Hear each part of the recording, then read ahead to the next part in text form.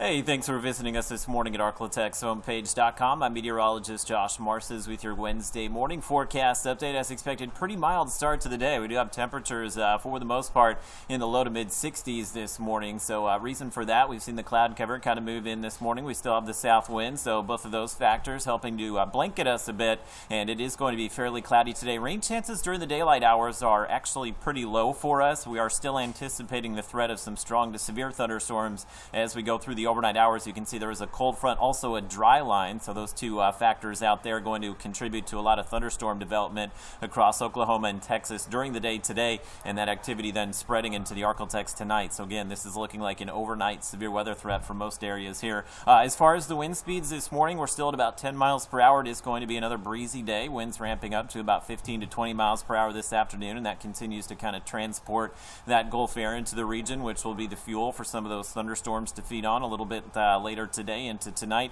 Your high temperatures, we do have the warm air in place despite not seeing much sunshine today. Expecting highs will be in the mid 70s in most locations, perhaps as high as 81 in Natchitoches this afternoon, and kind of a wide view of the region here. Again, we do have the Gulf air, the Pacific air making its way in, so we've got a very just kind of juicy air mass here for some of the heavy rain and potential thunderstorms. And there's the trigger, the dip in the jet stream, the big upper level low bringing the rain in Arizona and New Mexico this morning will trigger that severe weather in Oklahoma and Texas midday today. That will then move into the Arklatex tonight. So this is the outlook from the Storm Prediction Center. Again, they've shifted the enhanced risk a little bit further to the west. So Texarkana was included in that in the outlook yesterday. Today you're in the slight risk, and that kind of reflects the later timing for us. Shreveport's still in the slight risk, and we have the marginal risk down towards Toledo Bend. So it looks like high wind and hail main issues as those storms make their way in. There is going to be a decent flash flooding threat, I think, for us for the Thursday morning commute. And although the tornado threat is low, there is the possibility that we may see a few of them, and then as we move through the day tomorrow,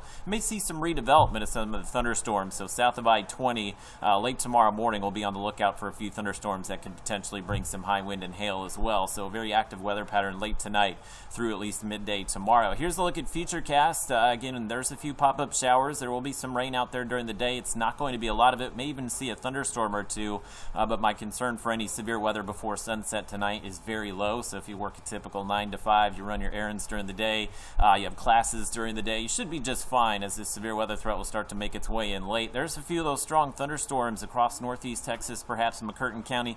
I would say as soon as about 9 o'clock tonight. So I think those areas between about 9 and midnight, you see the rain, the thunderstorms kind of spread into East Texas, up into Arkansas, Texarkana, I would say between 2 and 4 in the morning, and then over towards Shreveport. I think the window here is probably 3 to 5 for us, maybe more 4 to 6, so this timing could change just a little bit, but you get the idea. It is going to be an early morning threat for us, and you see a lot of the rain out there, which will likely lead to some flooded roadways here on Thursday morning. So a lot that we'll be watching as we go through the overnight hours. And there's the redevelopment, some of those storms late tomorrow morning and potentially into the afternoon, hence that severe weather threat south of I-20. Won't be very widespread threat, fairly confined to those areas south of I-20. A little lingering rainfall here through the day Thursday, but we'll begin to dry out as we go through your Thursday night. Sets up a really nice pattern for us Friday through the upcoming Easter weekend. Rain totals, again, the yellow does indicate some corridors of 2 to 3 inch rains, so we're seeing that in some locations north of I-30, south of I-20, so this will be a decent rainfall event across the entire Arklatex here.